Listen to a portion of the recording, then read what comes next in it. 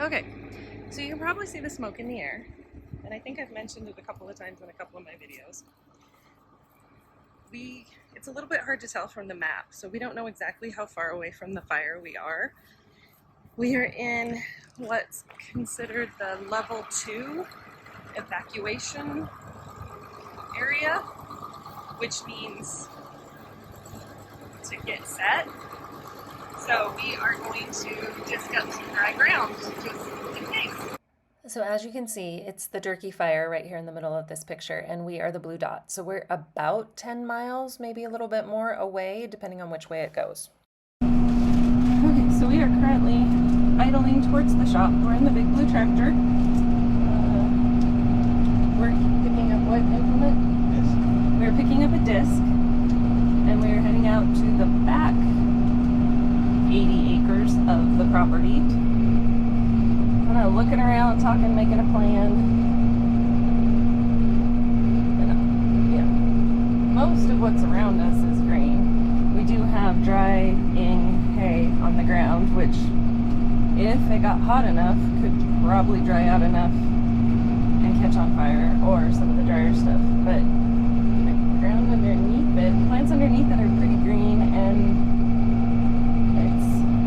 so talking about putting the small pivot at a 90, so if anything did come from this back area, that it would have to go through a wall of water basically to get here, up closer to the house. So we're just making our way out to the back right now. So this is the disc that we're grabbing, and then we're gonna go make a couple of passes back.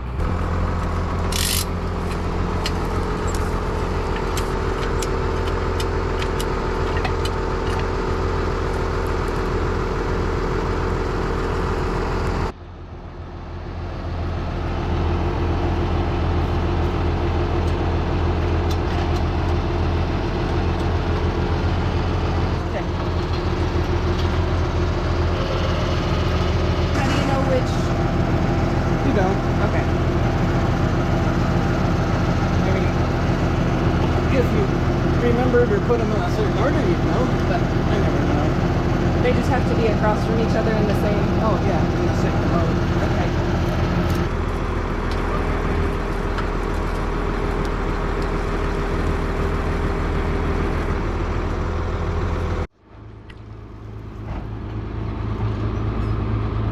Okay, it looks like it's good to go.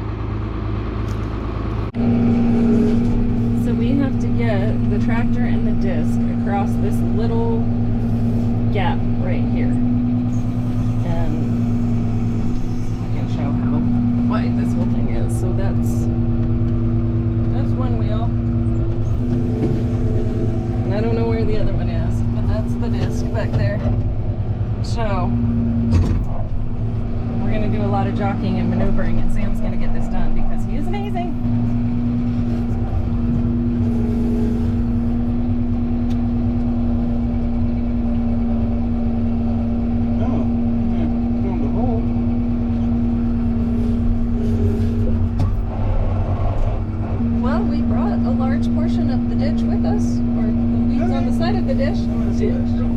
Okay, but we're across. So it's a little bit hard to tell, but our property goes all the way back to that power line back there. And while there's a lot of green plants on the ground that we didn't really expect, there's an awful lot of just dry weeds and sagebrush. So Sam and our neighbor are kind of coming up with a plan of where we're going to go and what we're going to do when we get there, but this is why we don't show a lot of this, because it just looks plain and boring, kind of like this. So we made 3 passes down the fence line going towards the ditch. Now we're making 3 passes down the fence line going towards the back of our property, and I don't know if you can see the fence line right there, basically where the edge of the brown starts to turn a little bit green right there is the back of our property, and there is the telephone pole that I was talking about. There's lots of mirrors and things in the way. I definitely did not design this tractor for filming. So there's the power lines at the edge, the fence line. So we have reached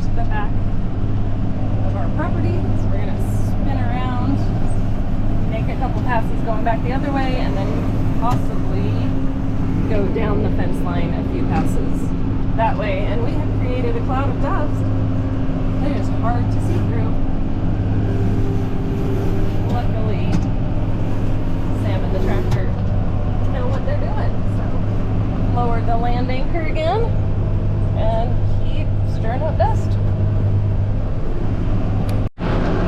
Okay, so we made actually 5 passes along the side fence, and now we are back here on the very back of our property. We are sort of debating on how far back here to go just because of all this sagebrush, and we don't want to tear anything up. And it's not very dry back here. I mean, there's some little dry grass and some of the sagebrush is dry, but there's surprisingly a lot of green vegetation on the ground in quite a few areas. So, and I don't know if you have had the opportunity to smell fresh mowed sagebrush. It's not quite as good as fresh mowed hay, but it smells amazing. We can reach the limit of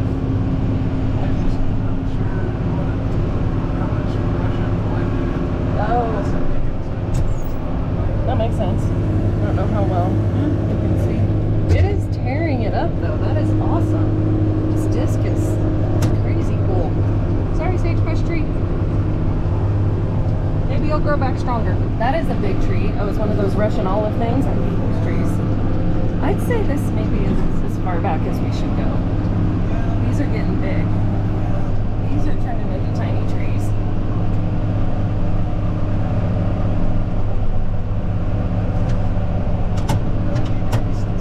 This tractor is a beast. I can't believe it made it through all that. So while it's doing an awesome job tearing up the ground and making this fire break, it's also doing an awesome job collecting an insane amount of the sagebrush. So we're trying to dislodge that from its teeth. Teeth out. We shouldn't have as much sagebrush. It's more just the dry grassy weedy stuff. So shouldn't have to work quite as hard. So now we are making a couple of passes down the middle. So we've got the break over there on that fence line, the one behind us along the fence line,